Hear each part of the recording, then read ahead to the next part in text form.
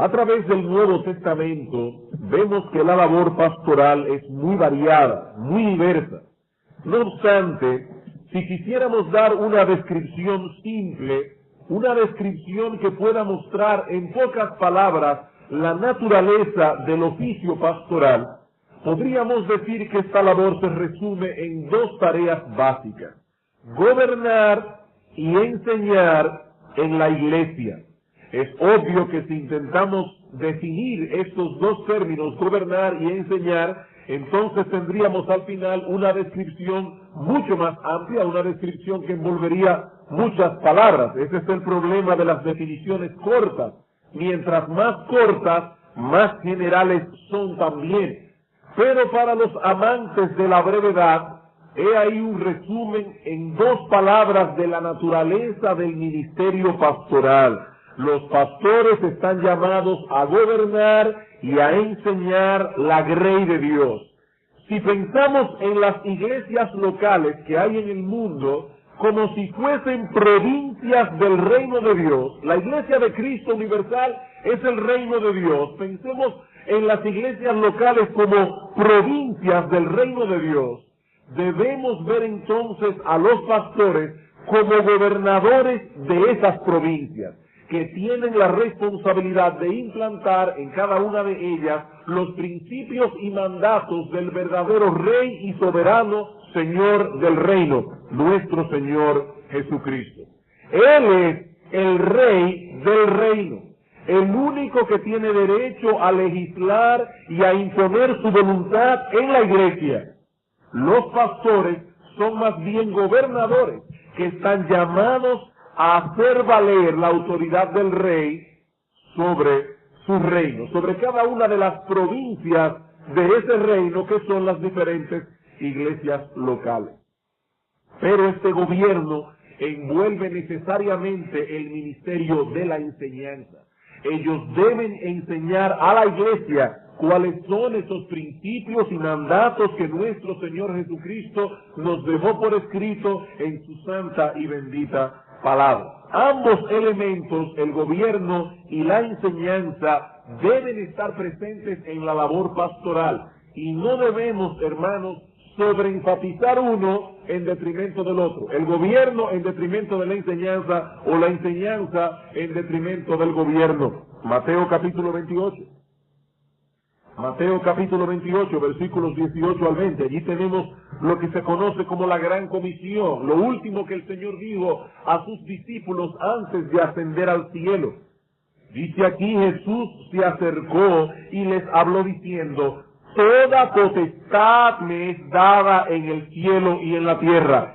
De Él es la potestad, de Él es la autoridad en el reino. Por tanto, dice ahora a los discípulos: id y haced discípulos a todas las naciones, bautizándolos en el nombre del Padre, del Hijo y del Espíritu Santo, y enseñándoles que guarden todas las cosas que os he mandado. Y he aquí, yo estoy con vosotros todos los días hasta el fin del mundo. Amén. Cristo dice: yo, como rey sobre el reino, con la autoridad que me ha sido conferida sobre toda carne, yo he dado orden en la iglesia.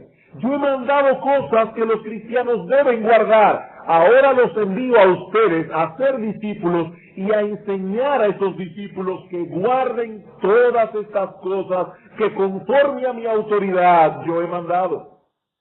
Primera Timoteo capítulo 5. Primera Timoteo capítulo 5, versículo 17. Hablando una vez más de los pastores, recuerden, hermanos, que los términos pastor, anciano, obispo son términos sinónimos que designan a la misma persona en sus diferentes cualificaciones del oficio o tareas del oficio. Dice el apóstol Pablo: los ancianos que gobiernan bien sean tenidos por dignos de doble honor, mayormente los que trabajan en predicar y enseñar. Ellos gobiernan y deben gobernar bien, ellos enseñan. Y por lo tanto, la iglesia está llamada a verificar en los candidatos al ministerio si ellos poseen las gracias y los dones necesarios para el cumplimiento eficaz de estas dos tareas ministeriales. Por un lado se nos dice que los pastores Estos hombres deben tener habilidades probadas para gobernar con firmeza, pero también con sabiduría y con ternura sus propias casas. Ellos deben ser hombres probados en el gobierno de sus hogares, porque así, dice Pablo, gobernarán y cuidarán la iglesia. Deben ser maridos de una sola mujer, deben tener a sus hijos en sujeción con toda honestidad, pues el que no sabe gobernar su propia casa, ¿cómo cuidará de la iglesia de Dios? Pero eso no es suficiente. Un hombre puede haber dado muestras de ser sensato en el gobierno de su familia, pero aún, dice Pablo, debemos buscar algo más. Este hombre debe ser apto para enseñar. Debe ser evidente a los demás que posee habilidades en ese sentido. Pablo dice, 1 Timoteo 3:4, debe ser apto para enseñar. Tito 1:9 dice que debe ser retenedor de la palabra fiel, tal como ha sido enseñada, de tal manera que este hombre es capaz aún de convencer a los que contradicen nuestras doctrinas. Debe ser apto para enseñar. Como hemos podido ver, hermanos, son varias las cosas que debemos buscar en estos hombres. No debemos limitarnos a un aspecto o dos de estas cualificaciones. Estas características forman un todo, y si pasamos por alto alguna de esas características, tendremos finalmente un desbalance. Hasta ahora hemos visto que los hombres que sean colocados en el oficio pastoral deben tener primero un hogar irreprochable. No vamos a repetir ahora todo lo que vimos anteriormente acerca de esto. Debe tener un hogar irreprochable. En segundo lugar, un carácter irreprochable. Y ahora veremos en tercer lugar que debe poseer probadas habilidades para enseñar. El pastor debe poseer probadas habilidades para enseñar. Y una vez más debemos resaltar el hecho de que esto no es periférico o secundario en el ministerio pastoral. Esta cualificación toca la esencia misma de este oficio. La enseñanza es una parte esencial, vital, fundamental en el ministerio. Veamos algunos textos. Hechos capítulo 6. Hechos capítulo 6, versículos 1 al 4. Hechos capítulo 6, versículos 1 al 4. Muchos de ustedes conocen lo que sucedió en la iglesia primitiva en este texto, en esta historia que Lucas nos describe aquí. Hubo murmuración de parte de los griegos, es decir, de los judíos helenos, contra los hebreos, de que la viuda de ellos eran desatendidas. Ahora es importante atender a la viuda, pero los apóstoles se dieron cuenta que ellos no podían de ninguna manera dedicarse por entero a la labor de repartir alimentos y al mismo tiempo descuidar la enseñanza en la iglesia. Dicen aquellos días, como crecía el número de los discípulos, hubo murmuración de los griegos contra los hebreos, que las viudas de aquellos eran desatendidas en la distribución diaria. Entonces los 12 convocaron a la multitud de los discípulos y dijeron, no es justo que nosotros dejemos la palabra de Dios para servir a las mesas. No es adecuado, dicen los apóstoles, que nosotros ahora descuidemos la enseñanza en la iglesia para dedicarnos a atender a las viudas. Ahora, es que las viudas no tienen importancia, por supuesto que tienen importancia, pero ellos no podían dejar de hacer aquello que era su labor o tarea fundamental, enseñar la palabra de Dios. Versículo 3. Buscad pues, hermanos de entre vosotros, a 7 hombres de buen testimonio, llenos del Espíritu Santo y de sabiduría, a quienes encarguemos de este trabajo, y nosotros persistiremos en la oración y en el ministerio de la palabra. Esa es nuestra labor fundamental, nuestra labor esencial, predicar la palabra de Dios, ministrar la palabra de Dios. Hechos capítulo 20. Hechos capítulo 20. Aquí el apóstol Pablo se encuentra en Mileto, manda a llamar a los ancianos de Éfeso para despedirse de ellos. Y ahora en el capítulo 20 de Hechos encontramos el discurso que Pablo da a estos hombres en la ciudad de Mileto. Dice en el versículo 20, vamos a tomar desde el versículo 18, cuando vinieron a él les dijo, vosotros sabéis cómo me he comportado entre vosotros todo el tiempo, desde el primer día que llegué a Asia, sirviendo al Señor con toda humildad, con muchas lágrimas y pruebas que me han venido por las acechanzas de los judíos, y como nada que fuera útil he rehuido de anunciaros y enseñaros públicamente y por las casas. ¿En qué pasó Pablo todo ese tiempo allí en la ciudad de Éfeso, predicando la palabra de Dios a nivel público y a nivel privado? Y ahora en el versículo 26 dice Pablo: por tanto, yo os declaro en el día de hoy que estoy limpio de la sangre de todos. ¿Por qué? Porque no he rehuido anunciaros todo el consejo de Dios. Yo me preocupé por anunciarles todo el consejo de Dios. Efesios capítulo 4, versículo 11. Efesios capítulo 4, versículo 11. Hermanos, es importante que nosotros establezcamos esto bíblicamente. ¿Cuál es la labor fundamental, esencial de los pastores? Enseñar la palabra de Dios a la iglesia. Efesios capítulo 4, versículo 11, en el contexto de aquellos dones que Cristo ha dado a la iglesia, dice: y él mismo, Cristo, constituyó a unos apóstoles, a otros profetas, a otros evangelistas, a otros pastores y maestros. Y allí podemos traducir también a otros pastores maestros.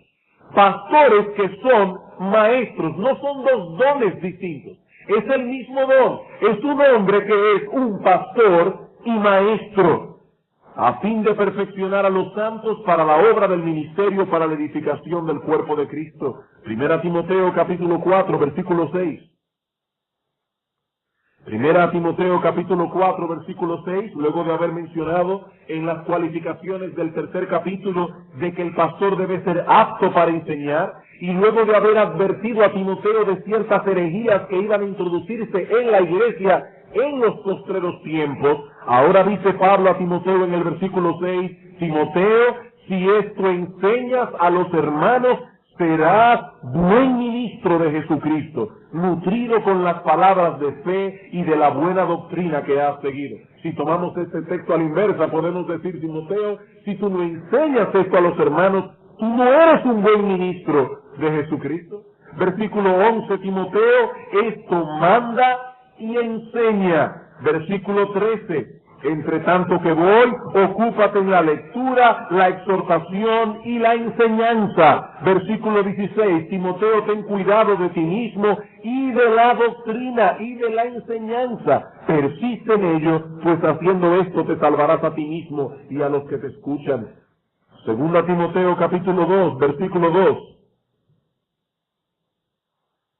Segunda Timoteo capítulo 2, versículo 2, lo que has oído de mí ante muchos testigos, esto encarga a hombres fieles que sean idóneos para enseñar también a otros. Versículo 15, procura con diligencia presentarte a Dios aprobado, como obrero que no tiene de qué avergonzarse, que usa bien la palabra de verdad. Segunda Timoteo capítulo 4, versículo 1 y 2. Te suplico encarecidamente delante de Dios y del Señor Jesucristo, que juzgará a los vivos y a los muertos en su manifestación y en su reino, que prediques la palabra, que instes a tiempo y fuera de tiempo, redarguye, reprende, exhorta con toda paciencia y doctrina. Hermanos, yo espero que el Espíritu Santo use estos textos para convencer nuestras conciencias del punto que estamos tratando de establecer.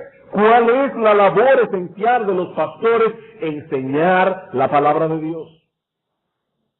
100 años atrás, los pastores acostumbraban a poner las iniciales VDM después de su nombre. Ahora, eso no era la abreviatura de un grado académico, sino más bien la descripción de su oficio: Verbi Domini Minister, ministro de la palabra del Señor. Fulano de tal, Verbi Domini Minister, ministro de la palabra del Señor, el que transmite o proclama la palabra del Señor. Esa es nuestra tarea primordial, dar a conocer a los hombres la voluntad de Dios a través de la enseñanza de su palabra. Abraham Kuyper dice lo siguiente respecto a la labor del ministro: Su tarea central es enseñar a los hombres la palabra de Dios. Esta es incomparablemente su actividad más importante. Y ahora dice, qué colosal es esta su tarea. Él debe enseñar la palabra de Dios a los niños, a los jóvenes y adultos de la iglesia. Debe enseñar la palabra de Dios no solo a los que están dentro de la iglesia, sino también a los que están fuera de ella, para que sean traídos a la misma. Debe enseñar la palabra no solo públicamente desde el púlpito, sino también en forma privada por el consejo pastoral. Debe enseñar la palabra no solo en forma abstracta, sino por medio de aplicación práctica a las situaciones concretas. Y debe aplicar la palabra no solo a los problemas personales, sino también a los problemas comunes, a los problemas de la comunidad. Debe enseñar la palabra constructiva y controversialmente. Es decir, él debe dar a conocer la verdad en una forma positiva, pero también contrastarla con el error, particularmente con los errores contemporáneos. Él debe declarar todo el consejo de Dios. Está de más decir que el pastor no podrá hacer esto si no es un estudioso diligente y constante, primeramente de la palabra de Dios, pero también un estudioso y acucioso observador de la naturaleza humana, de los eventos y las formas de pensamiento actual y conocedor de los problemas de nuestra sociedad. Todo eso tiene que tener el pastor si va a ser un hombre eficaz predicando la palabra de Dios. Él debe conocer la palabra, debe conocer las doctrinas contenidas en la palabra y debe ser un hombre que conozca el alma humana. Debe ser un hombre que conozca el interior, la forma en que nosotros funcionamos como seres humanos. Debe ser un hombre que conozca cuáles son las cosas que están ocurriendo alrededor nuestro. Cuáles son aquellas cosas que afectan a la iglesia en una forma particular y especial. Todo eso está envuelto en el ministerio pastoral. Los pastores estamos llamados a servir a las ovejas una dieta balanceada y oportuna. Muchas veces no será el alimento que tenga mejor sabor. Muchas veces no será el alimento que más apetece a las ovejas, pero siempre ha de ser el más beneficioso y adecuado para ellas. Por lo tanto, hermanos, es imprescindible que los que sean señalados para este oficio sean aptos para enseñar. Ahora bien, ¿qué cosas están envueltas en esta cualificación? ¿Qué significa ser apto para enseñar? Estudiando ambos textos, 1 Timoteo 3 y Tito 1:9, podremos tener una idea bastante precisa de todos los elementos que deben conjugarse en una persona para que ésta cumpla con esta cualificación. Son muchas las cosas que están envueltas en el hecho de ser apto para enseñar. Vamos a tomar estos dos textos por separado, 1 Timoteo 3 y luego Tito 1:9. La expresión que aparece en 1 Timoteo 3:2 es la traducción de una sola palabra griega que puede ser traducido de dos maneras. Apto para enseñar, o también podemos traducirla e enseñarlo. El pastor debe ser apto para enseñar. Algunos dicen, no, el pastor debe ser enseñable. Bueno, estos dos conceptos no se excluyen mutuamente, ya que nadie puede ser apto para enseñar a menos que no sea enseñable. Dice alguien, para ser apto para enseñar hay que ser apto para aprender. ¿Cómo puede una persona enseñar si no es al mismo tiempo ella enseñarle? Esta palabra aparece solo una vez más en todo el Nuevo Testamento, aparte de 1 Timoteo 3:2, y es en 2 Timoteo 2:24. 2 Timoteo 2:24, vamos a leer desde el versículo 23 para tomar la idea. Pablo dice, desecha las cuestiones necias e insensatas, sabiendo que engendran contiendas, porque el siervo del Señor no debe ser contencioso, sino amable para con todos, apto para enseñar, sufrido, que con mansedumbre corrija a los que se oponen, por si quizás Dios les conceda que se arrepientan para conocer la verdad. Noten, hermanos, que el énfasis de este pasaje recae en la manera, en la forma en que el siervo de Dios debe instruir al pueblo de Dios. se espera que el pastor tenga gentileza y gracia a la hora de ejercer el don de enseñanza. Eso no quiere decir que él no debe ser firme. Hay momentos cuando el mismo Pablo dice: Timoteo o Tito, en esto, repréndelos con dureza. No es que no sea firme, pero debe ser gentil. Que si alguien se molesta con el contenido de su predicación, que sea por el contenido, no por la forma. No por la forma ruda y áspera. De hecho, noten que esta característica aparece en 1 Timoteo 3 en el contexto de las cualificaciones que tienen que ver con el carácter.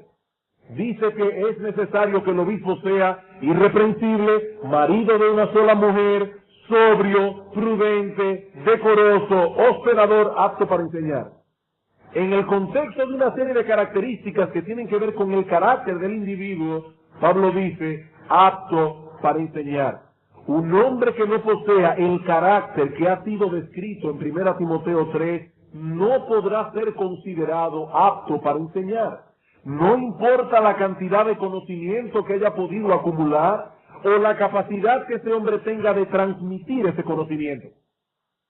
Seguramente ustedes tienen profesores en la universidad, en el colegio, sobre todo en la universidad, que son personas que tienen mucho conocimiento, son personas que tienen la capacidad de transmitir ese conocimiento, pero son personas insoportables. El apto para enseñar incluye no solo que tenga conocimiento, no solo que pueda transmitir ese conocimiento, sino que su carácter avale el conocimiento que le está impartiendo.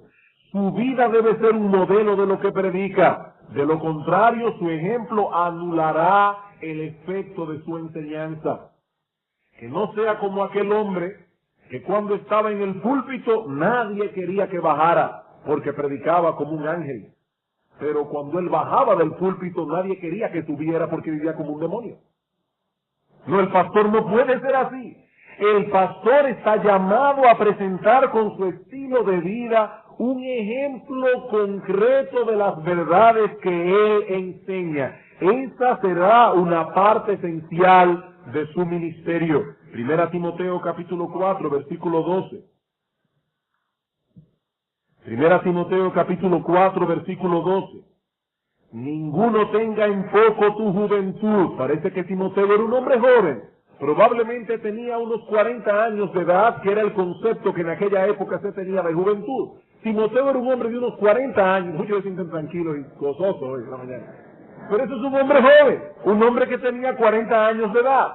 Pablo dice a Timoteo que nadie tenga en poco tu juventud. ¿Qué debía hacer Timoteo? Bueno, Timoteo debía llegar el domingo en la mañana, pararse con una cara de perro bulldog delante de la iglesia y decirle: óigame bien, yo soy el pastor, y al que no le guste lo que yo predico, ahí está la puerta y que se largue. ¡No! Dice Timoteo, que nadie tenga en poco tu juventud, sino sé ejemplo de los creyentes en palabra, conducta, amor, espíritu, fe y pureza. De esa manera Timoteo se iba a ganar el respeto de los hermanos. ¿Cómo? Por medio de su ejemplo. Tito capítulo 2.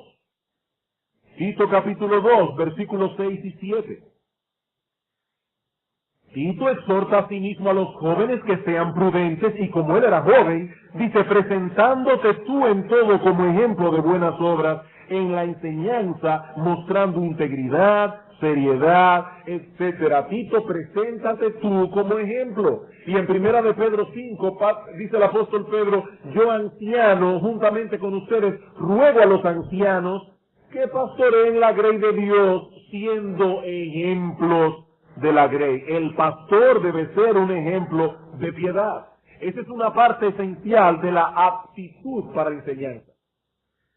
Pero esta cualificación envuelve algunas otras cosas más que encontramos en el otro pasaje, en Tito capítulo 1, versículo 9. Tito capítulo 1, versículo 9. Hay varias cosas en este texto a las que debemos prestar atención para poder entender qué significa ser apto para enseñar.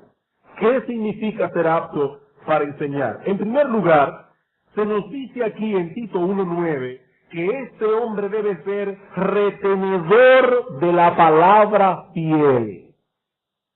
¿Qué significa ser apto para enseñar? Enseñar debe ser retenedor de la palabra fiel. ¿Y eso qué significa?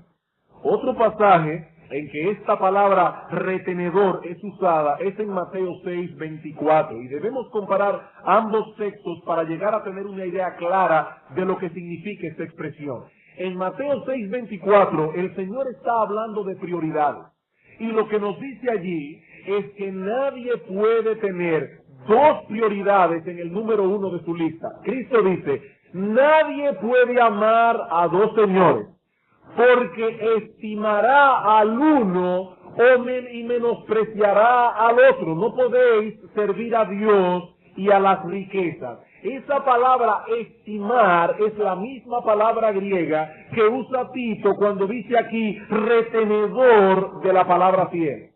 Estimar a uno, dice el Señor, significa aborrecer al otro, significa relegarlo a un lugar sin importancia. Estimar o retener, entonces, significa dedicar nuestra lealtad y devoción a algo. Lo que Pablo nos dice en Tito 1:9 es que los pastores deben ser fieles y devotos a la verdad de la palabra de Dios. No se trata únicamente de que poseen un conocimiento intelectual de las doctrinas contenidas en las Escrituras, o que pueden repetir de memoria toda la confesión de fe de Londres de 1689, o todas las preguntas y respuestas del Catecismo Menor y del Catecismo Mayor. No, hermanos.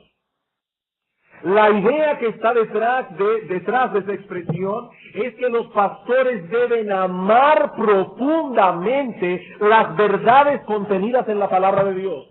Debe ser un hombre de devoción a la verdad. Los pastores deben estar dedicados, comprometidos con lealtad y de todo su corazón con la verdad bíblica. Él debe estar adherido a esas enseñanzas. No es suficiente con que las conozca, es necesario que su corazón esté envuelto en esas verdades. Él debe ser tenaz en la defensa de la verdad, aunque como hemos visto ya, esa tenacidad no debe minar su mansedumbre. Los maometanos tenían un lema en su lucha por implantar las enseñanzas del Islam: Mahoma o la espada. O usted aceptaba su predicación o perdía la cabeza. Pero hermanos, la imagen de un pastor no puede ser la de un guerrero con la espada en la mano, dispuesto a volarle la cabeza a todo el que no esté de acuerdo con él. No.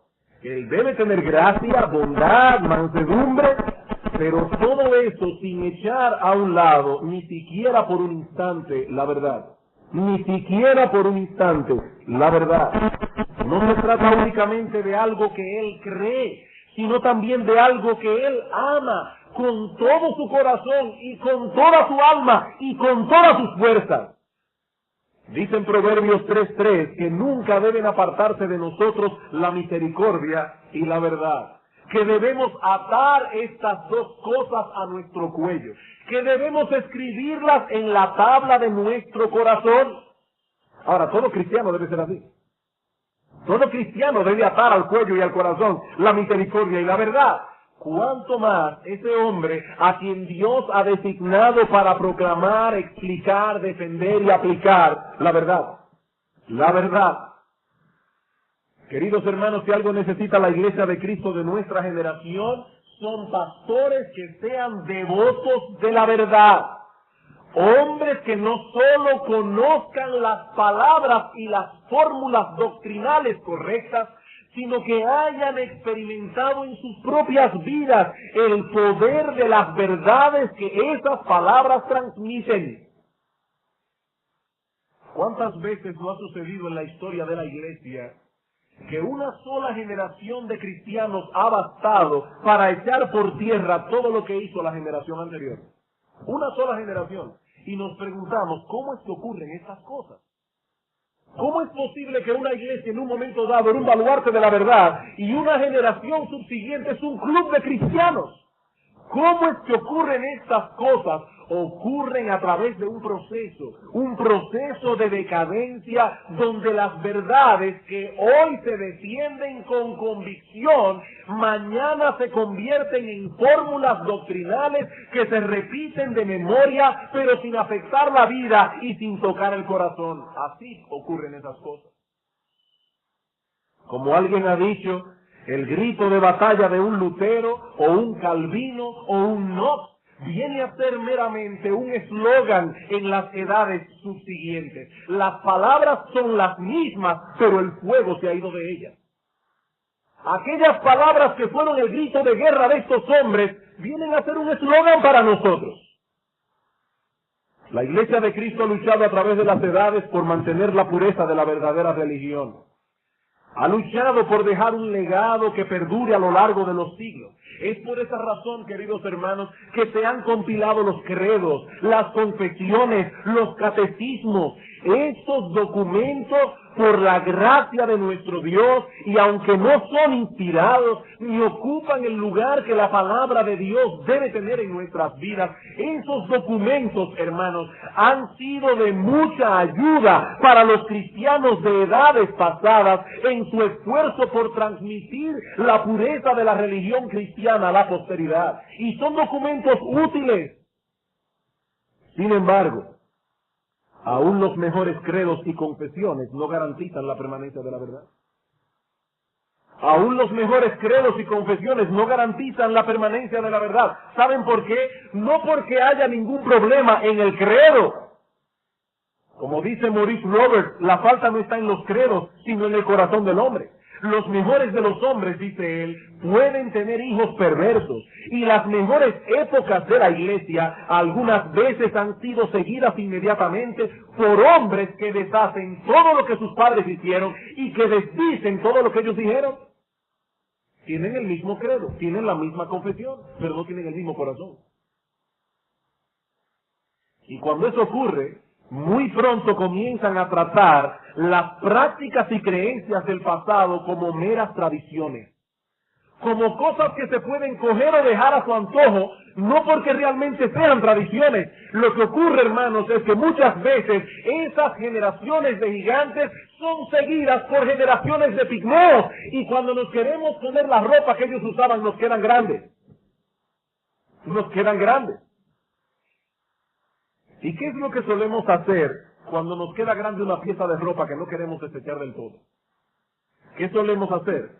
Que la achicamos un poco por aquí, le cogemos otro poco por allá, y eso es precisamente lo que ha ocurrido muchas veces a través de la historia.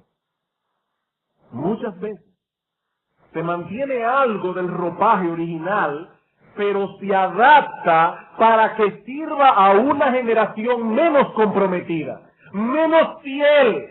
Queridos hermanos de Iglesia Bíblica del Señor Jesucristo, si queremos cuidarnos de que eso no ocurra en nuestra iglesia, debemos asegurarnos de que sus líderes sean hombres devotos a la verdad.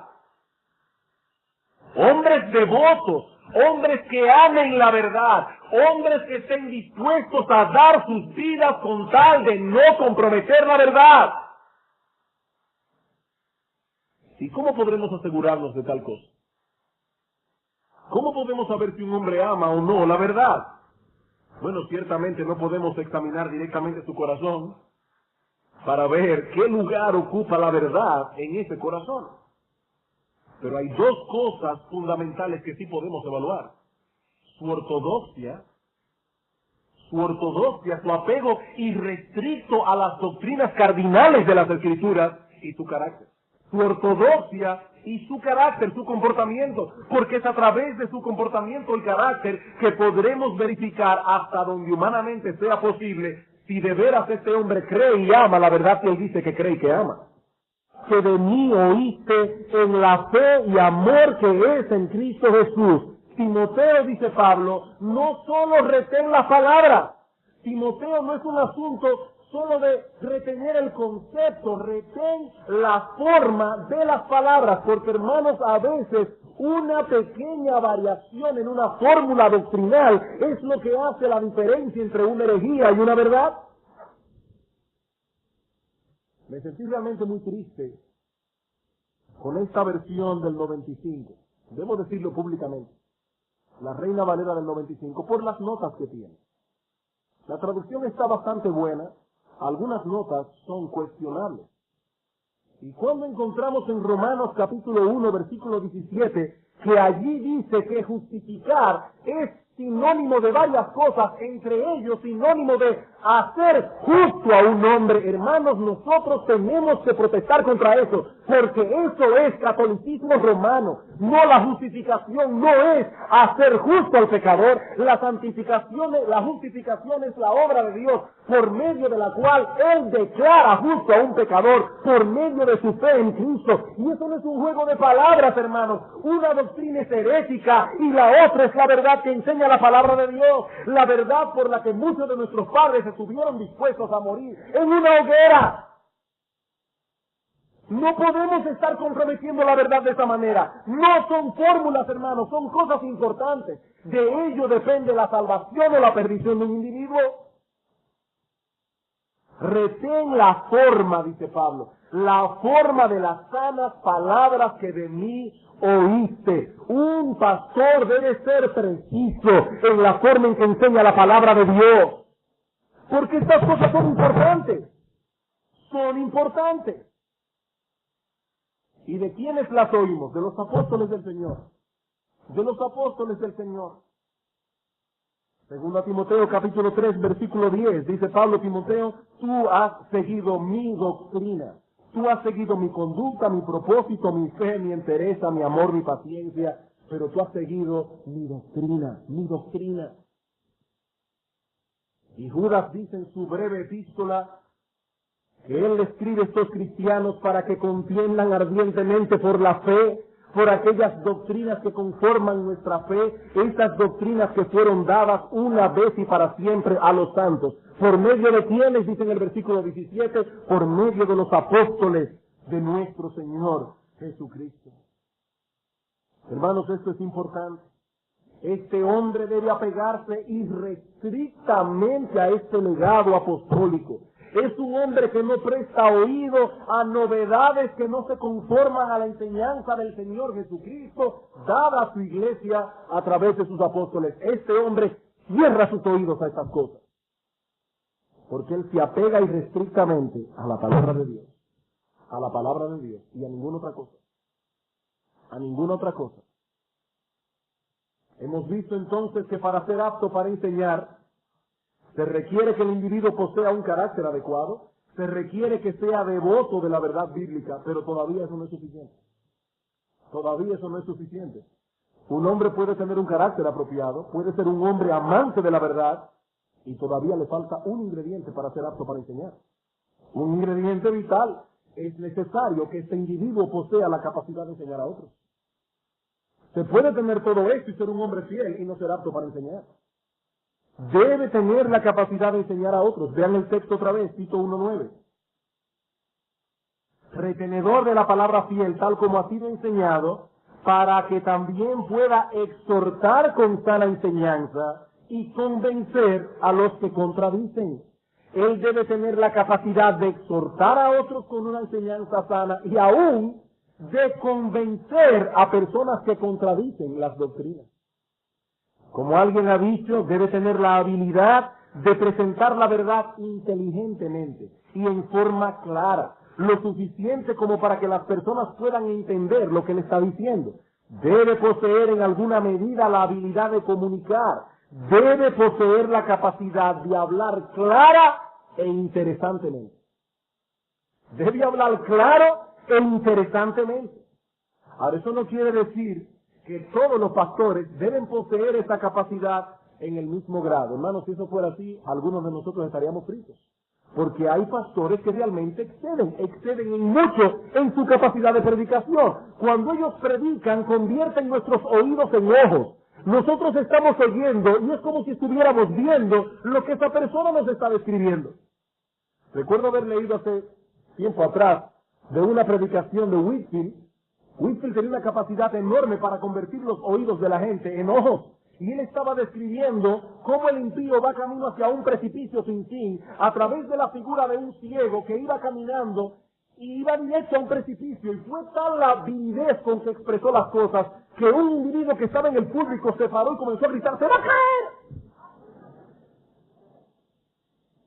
Hay personas que no tienen esta capacidad. Dios no dice que todos los pastores deben tener esa capacidad en el mismo grado. La Escritura nos enseña que algunos exceden en ese don y que por tal motivo esos hombres deberán ser puestos aparte para que dediquen todo su tiempo y sus energías al desempeño de la labor de enseñar. ¿Qué dice Pablo en Timoteo? El texto que leímos, 1 Timoteo 5:17. Los ancianos que gobiernan bien sean tenidos por dignos de doble honor, mayormente los que trabajan en predicar y enseñar. Hay pastores que están más dedicados al ministerio de enseñanza que otros, pero eso no elimina el hecho de que todo hombre que sea llamado a realizar la labor pastoral debe ser apto para comunicar las verdades bíblicas en una forma efectiva, aunque no sea necesariamente como un predicador desde el púlpito. Aunque no sea necesariamente como predicadores, hay hombres que no poseen cualidades evidentes de predicador, pero tienen la capacidad de enseñar a otros en otros contextos, en un contexto más personal. Estos hombres muy bien pueden funcionar en un contexto de pluralidad pastoral, donde otros lleven primariamente la carga de la predicación. Ahora, el punto central es que de una forma o de otra, este hombre es apto para enseñar. Él puede transmitir información a otros, de su mente a la mente de otros, en una forma eficaz. Bien, ¿qué cosas están implicadas en esta cualificación? Hemos dicho tres cosas. En primer lugar, este individuo debe poseer un carácter digno de imitar. En segundo lugar, debe poseer un sólido fundamento doctrinal. Y en tercer lugar, debe poseer el don de enseñanza. Y debo decir aquí que normalmente son los otros los que se dan cuenta que alguien posee ese don. Ellos notan, los hermanos de la iglesia, que tal persona tiene la capacidad de atraer la atención y de mantener la atención mientras transfiere información en forma eficaz de su mente a la mente de los que le escuchan. Tal vez estos hermanos de la iglesia no sabrían definir con exactitud en qué se basan para ellos decir que tal o cual persona tiene el don de enseñanza. Ellos no pueden decir tal vez, como hemos dicho hoy en la mañana, porque él tiene esto, tiene aquello, tiene lo otro. Pero ellos saben que esta persona cuando habla enseña. Ellos dicen, sí, esa persona tiene el don de enseñar. Bien, hermanos, hemos visto tres cualificaciones en el texto. Los pastores deben tener un hogar irreprochable, un carácter irreprochable, probadas habilidades para enseñar, pero aún restan dos áreas más que debemos verificar. Hermanos, este material no es suficiente como para dar un sermón completo y la mañana está fresca. Así que vamos a concluir más brevemente estas dos cualificaciones que faltan. Pablo nos dice en 1 Timoteo 3:6 que el pastor debe poseer en cuarto lugar, aparte del hogar irreprochable, carácter irreprochable, probadas habilidades para enseñar, debe poseer probada madurez cristiana. Probada madurez cristiana. 1 Timoteo 3:6, que no sea un neófito, no sea que envaneciéndose caiga en la condenación del diablo. La palabra neófito significa literalmente una planta nueva. Y la idea que transmite es la de una persona recién convertida, una persona nueva en la fe. Pablo nos dice aquí que los nuevos creyentes no deben ser considerados como candidatos al ministerio, y la razón es obvia. No solo carecen del conocimiento bíblico y la experiencia necesarias para obrar con discernimiento, sino que lo que es peor, pueden caer fácilmente en el envanecimiento. Yo me acabo de convertir y ya estoy pastoreando una iglesia. Ahora alguien puede estarse preguntando esta mañana, pero ¿a los cuántos años después de la conversión deja uno de ser nuevo creyente? Bueno, esa pregunta es imposible de responder. Esa pregunta es imposible de responder porque todo depende de la madurez de la persona. Ahora, el asunto con el que estamos lidiando aquí no es tanto de tiempo cronológico, sino más bien es un asunto de madurez y más específicamente de madurez cristiana. Aparentemente Timoteo fue ordenado al ministerio unos 5 años después de su conversión. 5 años después. Pero debo reconocer que esto es difícil de establecer con toda exactitud de que fue a los 5 años. Ahora, de todos modos, aún estemos en lo cierto con respecto a Timoteo, no debemos olvidar su trasfondo religioso. el conocimiento y la formación que tuvo Timoteo en su niñez a través de una madre judía y más aún creyente y piadosa, no es la misma formación ni la misma crianza que muchos de nosotros recibimos cuando estábamos en impiedad. No es lo mismo. Es lo que ocurre con el caso de Spurgeon. Muchos ponen a Spurgeon de ejemplo de un hombre que llegó al ministerio siendo muy joven. Spurgeon comenzó a ministrar la palabra de Dios a los 15 años de edad, se convirtió más o menos a esa misma edad, y ya a los 16 era pastor, y a los 19 vino a ser pastor de la New Park Street en Londres, pastor de la iglesia de la cual vino a ser pastor por 37 años hasta el día de su muerte. Pero hermanos, eso es algo bien inusual. Eso es algo bien inusual. Timoteo no es Spurgeon. Es realmente una excepción a la regla. Debemos entender que este muchacho a los 13 años ya leía Virgilio en griego original. Su formación académica era muy distinta a la formación académica que muchos de nosotros tenemos. Un muchacho que fue levantado en un hogar piadoso, con una biblioteca enorme de puritanos a su disposición. Ya a los 11 años leía a John Owen, a Richard Sibbes, a Flavel, autores que yo vine a conocer como 4 años después de haberme convertido. En estos días estaba leyendo de la familia de Archibald Alexander, un gran hombre de Dios que enseñó en Princeton en sus años dorados. Y estaba leyendo que Archibald Alexander, quien tenía 6 hijos, enseñaba a él mismo a sus hijos cuando estaban pequeños griego, hebreo, aritmética, etcétera, una serie de cosas, y escribió una gramática hebrea para su hijo de 6 años. Claro, Addison Alexander llegó a ser un gran comentarista de la palabra de Dios. Hermanos, son personas que fueron levantados en ambientes muy distintos a los nuestros. Muy distintos a los nuestros. No podemos tomar a Spurgeon como un modelo. No es bueno poner a un hombre joven en el ministerio. En el sentido humano y en el sentido de su fe. Es extrañísimo que un joven de 19 años esté preparado para el ministerio. Spurgeon es una excepción a las reglas.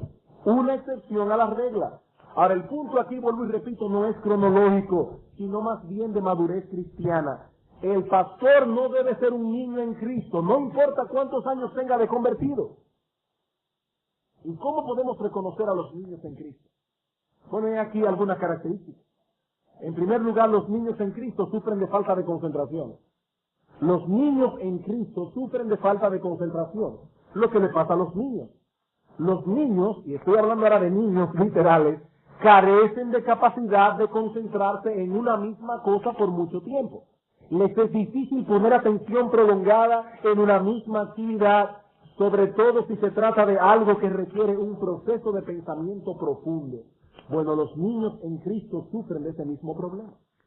Prefieren el activismo antes que dedicarse a cultivar una relación profunda con Dios. Siempre están metidos en muchas actividades y ellos piensan que el estar metido en esas actividades es síntoma de madurez. No, hermano. Los niños hacen lo mismo, se meten en muchas cosas, hacen muchas cosas, se pasan el día entero muy activos, pero siguen siendo niños. Siguen siendo niños. La falta de concentración en las cosas espirituales no es un problema de poca capacidad intelectual, es un problema del corazón. Y debemos saber que no podemos progresar en nuestras vidas cristianas si no cultivamos esa capacidad de fijar nuestros pensamientos en cosas espirituales. Pablo dice a Timoteo, en 2 Timoteo 2:7, dice: Timoteo, considera lo que digo y el Señor te dé entendimiento en todo. Tú considera lo que digo. Y esa palabra se puede traducir literalmente: dale mente a lo que digo.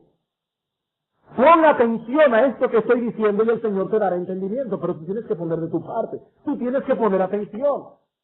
Y luego busquen en su casa Proverbios capítulo 2, versículo 1 al 6, no tenemos tiempo, pero dicen: si tú amas la sabiduría, si te inclinas a ella, si le pones atención, si la buscas como a tesoros, Dios te concederá el conocimiento de su palabra, pero tú tienes que hacer algo. En segundo lugar, los niños en Cristo manifiestan falta de interés en la enseñanza escritural sólida. Los niños en Cristo muestran falta de interés en la enseñanza escritural sólida. Dice el autor de los Hebreos en 5:11, acerca de esto tenemos mucho que decir, pero es difícil de explicar por cuantos habéis hecho tardos para oír. Debiendo ser ya maestros después de tanto tiempo, tenéis necesidad de que se os vuelva a enseñar cuáles son los primeros rudimentos de la palabra de Dios, y habéis llegado a ser tales que tenéis necesidad de leche y no de alimentos sólidos. Y todo aquel que participa de la leche es inexperto en la palabra de justicia porque es un niño. Los niños prefieren comer dulce antes que comer cualquier otro tipo de comida, aun a pesar de que esos dulces no son alimenticios. Bueno, de igual manera el niño en Cristo prefiere que le den cosas que no tengan mucha sustancia, pero que lo entretengan por un tiempo. Ay, a mí no me gusta esa iglesia porque ahí predican 1 hora. A mí me gusta más aquella otra. Cantan 45 minutos. La prédica dura solo 15 minutos y ahí me dan drama, película. Eso es lo que yo quiero, divertirme. ¿Puede decirle algo aquí y no venga a divertirse? Porque aquí venimos a enseñar la palabra de Dios. Yo prefiero que me hablen del anticristo. Yo quiero saber quién es el 666. Yo quiero saber quién es que va a atacar primero en la Segunda que en la Tercera Guerra Mundial. Mi amigo, lo que tú necesitas saber es cómo tú puedes conocer a Cristo de una forma genuina para salvación y para seguir creciendo y madurando en tu propia fe. Eso es lo que necesitamos aprender. Pero los niños en Cristo siempre están buscando algo emocionante a lo que prestar la atención. Los niños en Cristo, tercero, carecen de discernimiento.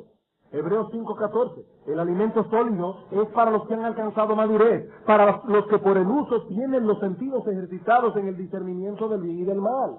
De acuerdo con este texto, el creyente maduro no solo es aquel que tiene la capacidad de asimilar el alimento sólido de la palabra, sino también aquel que por poner en uso los principios escriturales que ha aprendido, ahora tiene los sentidos ejercitados en el discernimiento del bien y del mal.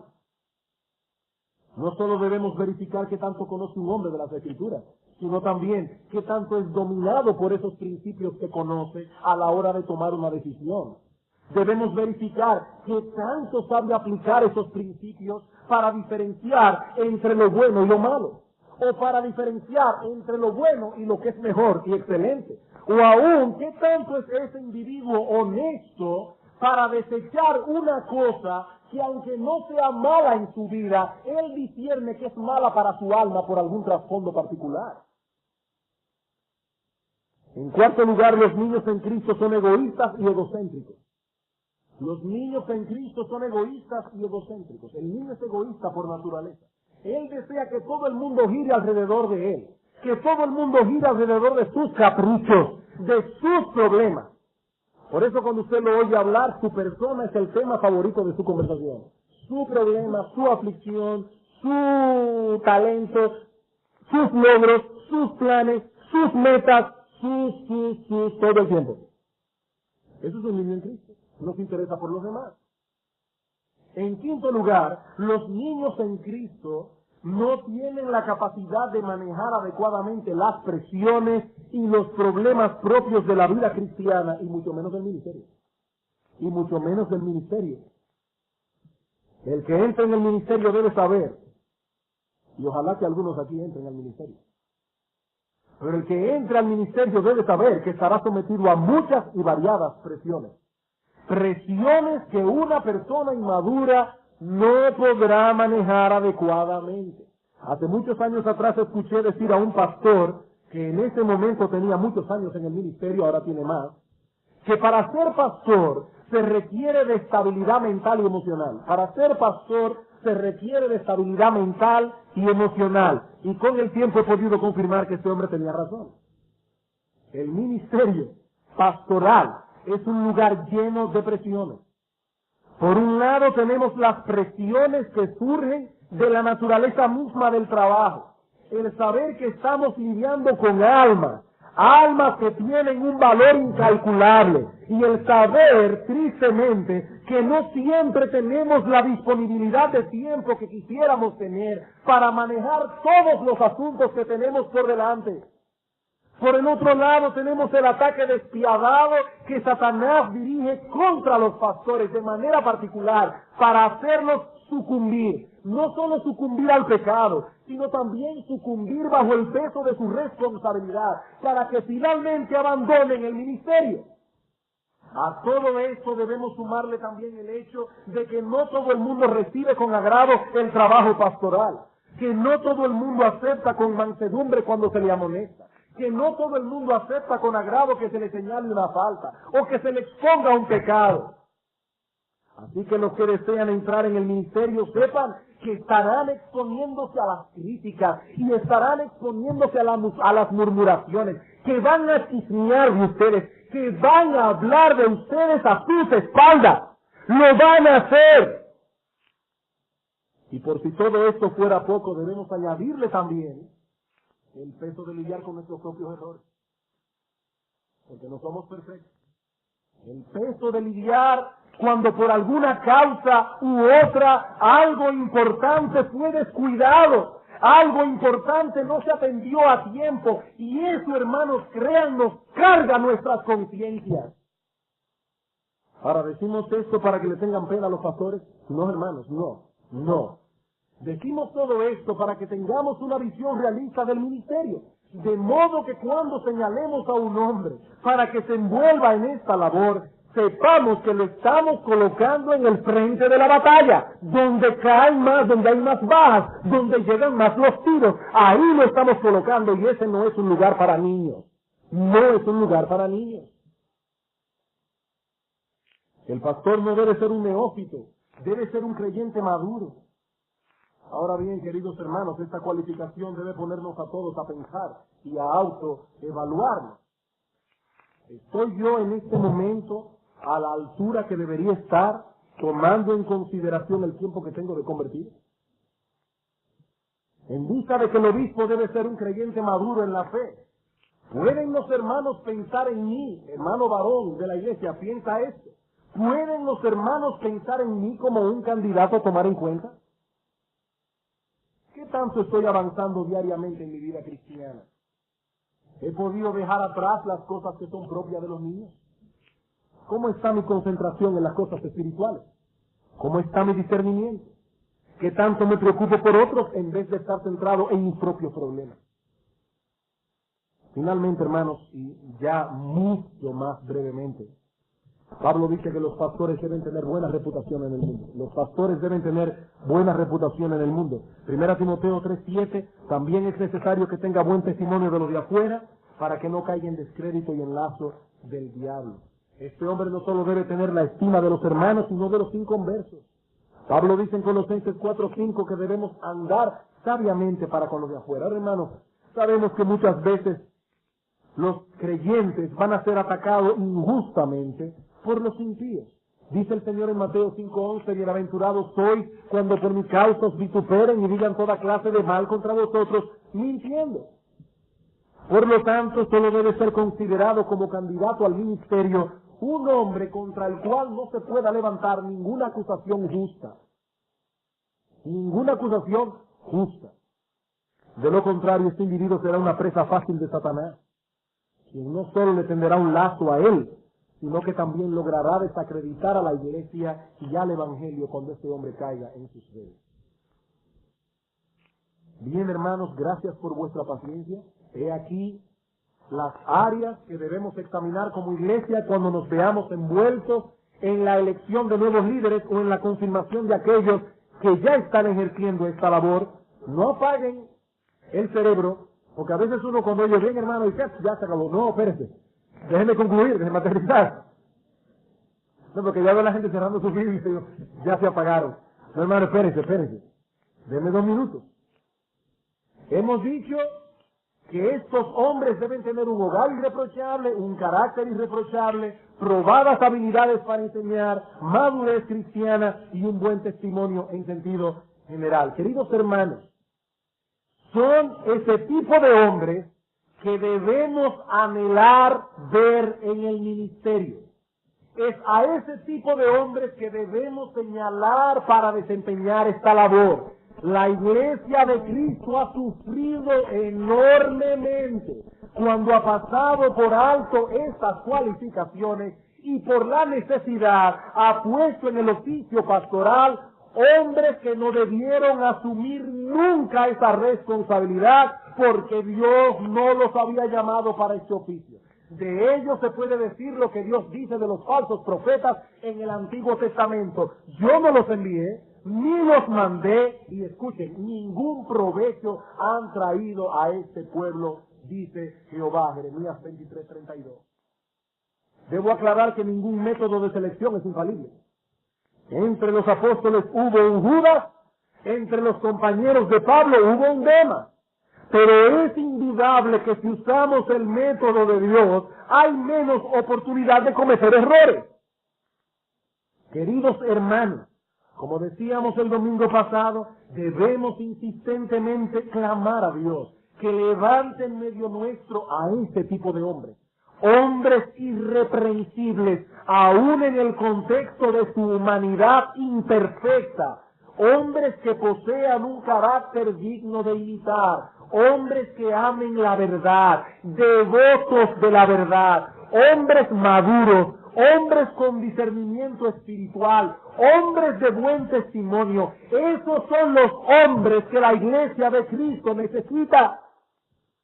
Pero no nos limitemos a orar. Es deber de cada hombre de la Iglesia examinarse a sí mismo. Es deber de cada hombre de la Iglesia, sobre todo de aquellos que tienen más tiempo en la fe, preguntarse ahora, ¿me describen estos textos a mí? Echando a un lado el don de enseñanza, ¿me describen a mí estos textos?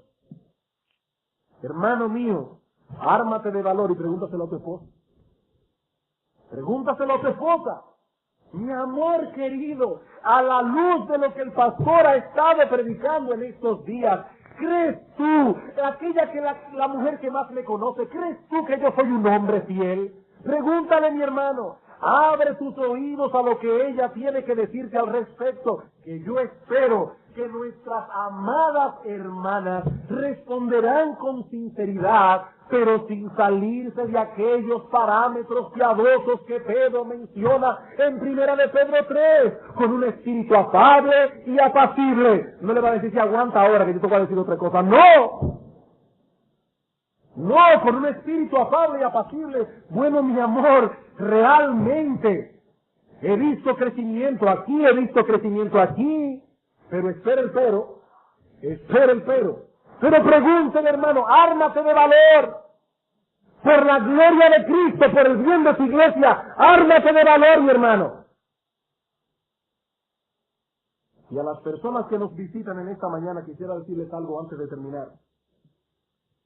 Es probable que algunos que estén en medio nuestro se pregunten, ¿qué tiene todo esto que ver conmigo? ¿Qué tiene todo esto que ver conmigo? Mi amigo, esto tiene que ver contigo también.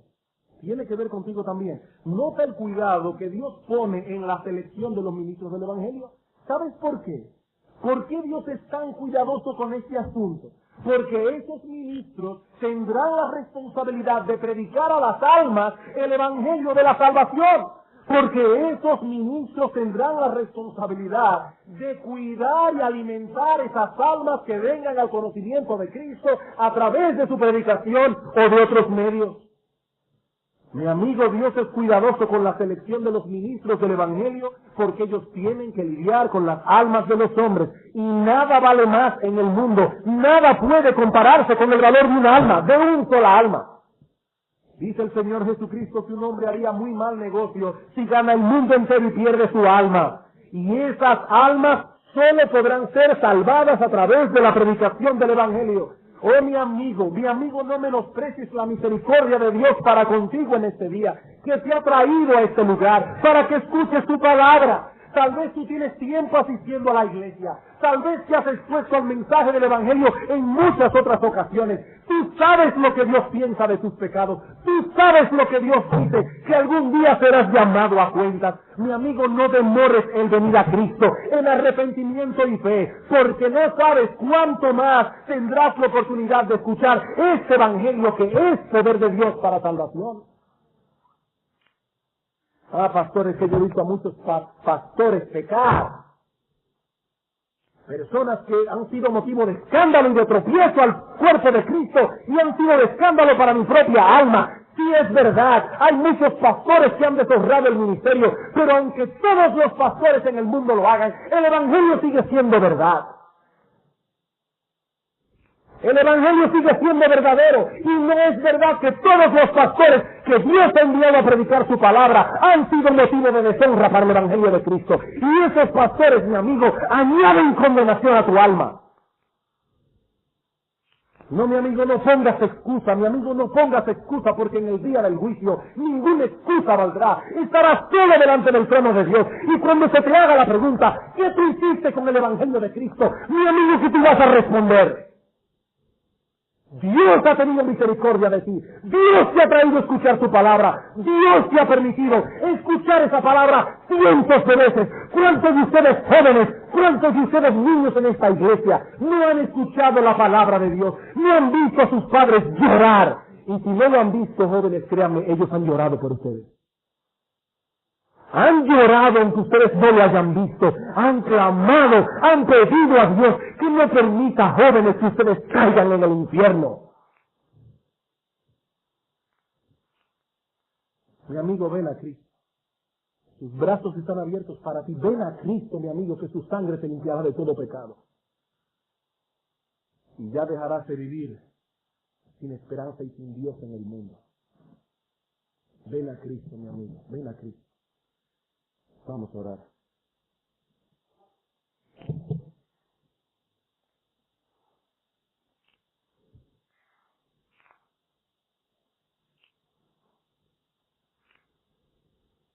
Oh, glorioso Señor y Dios nuestro. Como quisiéramos tener el poder de persuadir a las almas. Pero sabemos, oh Padre, que solo podemos presentar el Evangelio y que es tu Espíritu Santo que llama a salvación. Padre que estás en los cielos, usa tu palabra.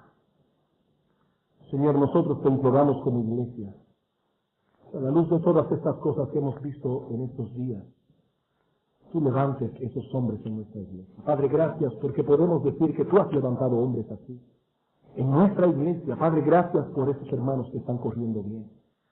Gracias, oh Señor, porque aquí hay hombres comprometidos con la verdad.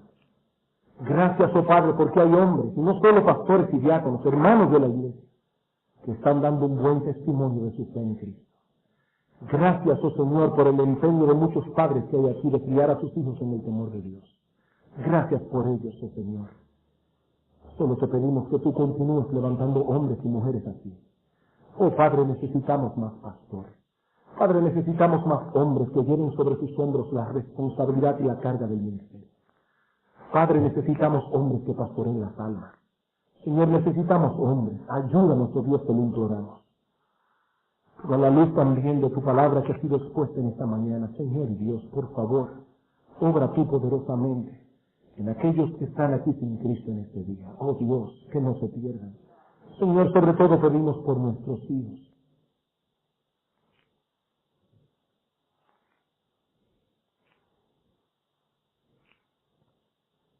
Pedimos, oh Dios, por nuestros jóvenes.